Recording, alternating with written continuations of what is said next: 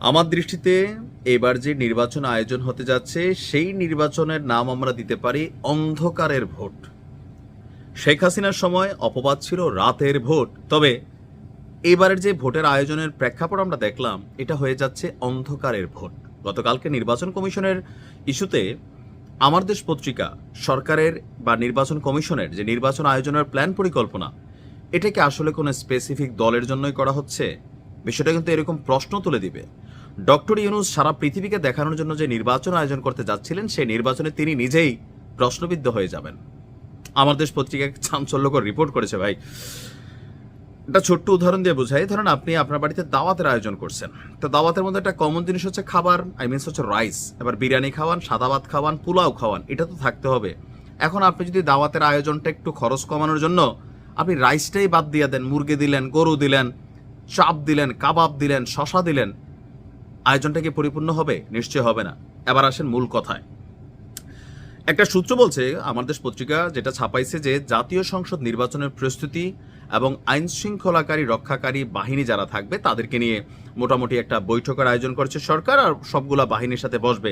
সুন্দর, কারণ সবার সাপোর্টিং দরকার। কিন্তু একটা নির্বাচন কতটা সুষ্ঠু হচ্ছে এটা মনিটরিং করার জন্য যে দুইটা জিনিস দরকার, সিসিটিভি ক্যামেরা এবং কি ড্রোন, এরপর পাশাপাশি পুলিশের শরীরে বডি ক্যাম থাকবে। এরকম কিন্তু সুন্দর সুন্দর বক্তব্য আমরা শুনছিলাম যে এবারে নির্বাচনকে পরিচ্ছন্ন করার জন্য যেন কোনো প্রশ্ন তৈরি না হয় যে এখানে কি ভোট চাপাচাপি হইলো, ভোট কি লুট হলো, ভোটের বাক্স কেউ নিয়ে গেল কিনা।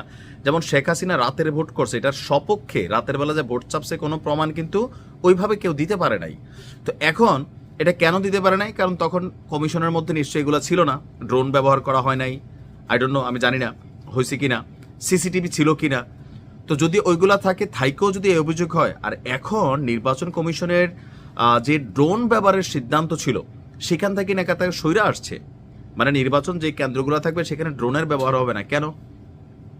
এবার আসেন কেনটা জমা রাখলাম। দ্বিতীয় আরেকটা পরিবর্তনের কথা বলি, যেটা জবান ছিল সেখান থেকে নড়ে যাচ্ছে কমিশন। একইভাবে কার্যপত্রে নির্বাচনী প্রার্থী, দ্বিতীয় হচ্ছে কর্মী সমর্থক, নির্বাচনী কর্মকর্তা এবং ভোটারদের গতিবিধি নজরদারির জন্য কেন্দ্রে কেন্দ্রে যে গোপন সিসিটিভি ক্যামেরা ব্যবহারের নীতিগত সিদ্ধান্ত হয়েছিল, কমিশন তা থেকেও সরে আসছেন। ভাই, এই লাইনটা আমি মানতে পারলাম না।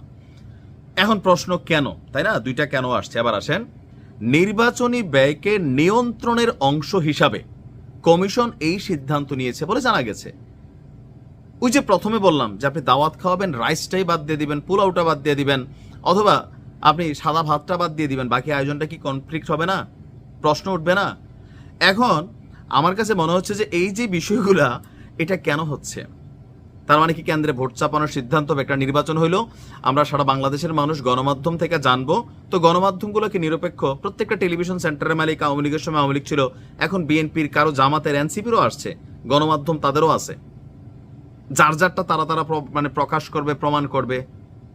তাহলে নির্বাচন কমিশন ব্যয় সংকোচনের জন্য এখন এইখানে যে ব্যয়টা, এইটাই তো হচ্ছে মূল পরিচ্ছন্ন, যে একটা সরকার বা একটা নির্বাচন কমিশন কি পরিমাণ স্বচ্ছ নির্বাচন দিচ্ছেন সেটাকে প্রমাণের জন্য তাদেরই তো, মানে সামহাও গণমাধ্যম বলুক বা বিভিন্ন জায়গা বলুন, সবার সামনে নিজেদের অবস্থানটা ক্লিয়ার রাখার জন্য যে বলতে পারতো যে দেখেন ভাই, আমরা সিসিটিভি লাগাই দিছি, আমরা ড্রোন ব্যবহার করছি যেন কোথাও কোনো কারচুপি না হয়, লুটপাট, ভোট কেন্দ্র দখল না হয়, আর যদি হয় তাহলে সেন্ট্রাল থেকে আপনার একদম যে কোনো জায়গায় একটা অ্যাকশন নেওয়ার জন্য তাৎক্ষণিকভাবে যেই আইন শৃঙ্খলা বাহিনী থাকবে তাদেরকে তো নির্দেশনা দেওয়া যায়।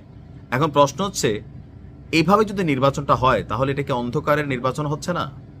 ডক্টর ইউনূস কি জানেন যে এই তথ্যগুলো তলে তলে ঘটতেছে? যদিও নির্বাচন কমিশন স্বাধীন প্রতিষ্ঠান, কিন্তু এখন অনেক প্রশ্ন কিন্তু তৈরি হয়ে যাচ্ছে। কেন? টাকার কি এতই অভাব? কত টাকা তো কত দিকে লুটপাট হয়ে যাচ্ছে, এখনো হচ্ছে, কমিশন বাণিজ্য চলতেছে, তো মানে কেন নির্বাচনের ইস্যুটাতে এটা একটু ভেবে দেখার বিষয় আছে।